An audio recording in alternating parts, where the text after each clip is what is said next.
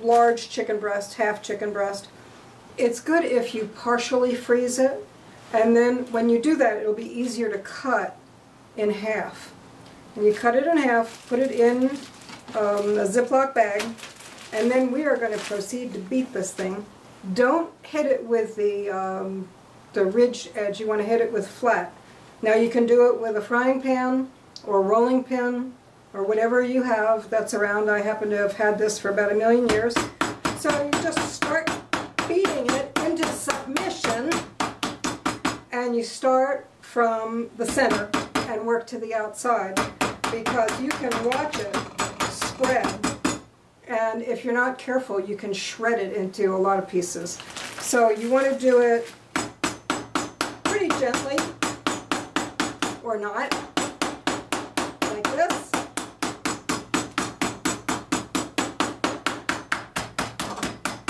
And it has increased in size about 20%. I want to get it pretty much the same thickness throughout so it'll cook about evenly. I have been known, when I'm really upset, to shred it into little pieces, and it has to become cat food. So you don't want to do that. This one looks pretty good. And then you can flip it over, beat up the other side a little bit. And then, because you have a couple of tablespoons of water in this, it will slide out of here easily, and you can freeze it, throw it in the freezer, pull it out some night when you come home, and you'll be surprised how quickly it thaws. So we have one more. Now let's beat this thing into submission and get out all my aggravation, because my boss was a jerk today. Sorry. So it's coming. This looks pretty good. Now when you saute these, you can dip them in flour or egg wash. If you dip them in egg, you'll cook it like francaise. If you dip it in flour, you can get a little browned edge on it. But I generally like to cook these what they call blonde, which means at a medium to lower heat.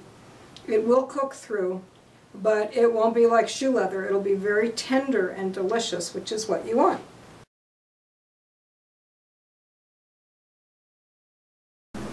Hi, this is Jane, your Boomer Babe, and this rendition of anger management chicken is going to be with curry sauce and curry cream sauce and white grapes. It's one of my favorites. It's a rendition. It's a little change up from a Sol Veronique with white grapes. I love the spiciness of the curry and the sweetness of the fruit. So let's crank this puppy up. And we defrosted the chicken cutlet in the refrigerator. Remember the bag with the little bit of water in here? Well, we don't need you anymore, so that's gone. And it's just starting. I'm going to put a smashed garlic clove in there just for flavor, and we'll take it out later. The pan has a little bit of butter and olive oil in it, so the chicken cutlet will cook in about maybe 5 minutes.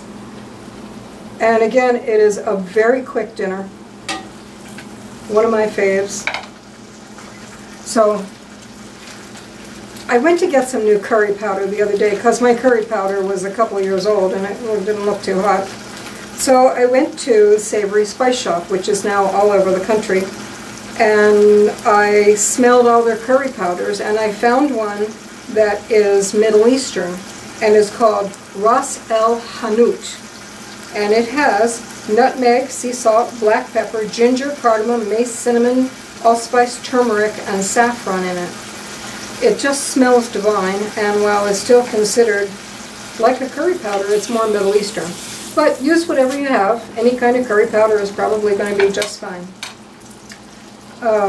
Okay, so we're going to take some of this Ras El Hanout, and I wish you could smell this because it is yummy. And put it in the butter and olive oil and let it cook up. Pretty soon the whole house will smell like it. I like curry. I don't like a whole lot of it, but if I am breading something like fish, I will often put some curry powder in the breading. Just a tiny little bit. Just enough for a little color and a little flavor. And so people will say, what is that flavor? And I say, oh, secret. So anyway, here we go. The chicken has colored quite a bit. Let me see if you can see that. I don't know. But we're going to get rid of the color because I'm going to put cream in it right away. Heavy cream, a couple tablespoons, won't hurt you. You know, I always figure, I don't worry too much about fat. I probably should. But I figure that Julia Child probably ate at least a half pound of butter every day and she lived to be 93, so I don't worry about stuff like that.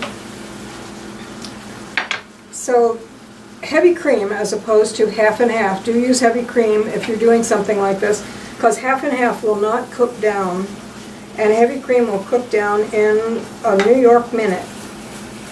I see it's doing it already. Now, salt and pepper later, because you don't know how it's going to come out, especially if you're using something like chicken broth. As it cooks down, it gets saltier.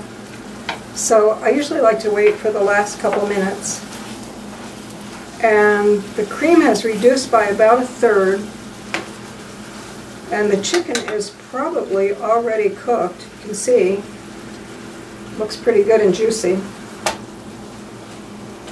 Yep. So, white grapes. I like the sweetness. The entire dish doesn't get sweet, just when you bite into the grapes, which is the best part. So here we go. And this is done. It's done. Dinner's on the table.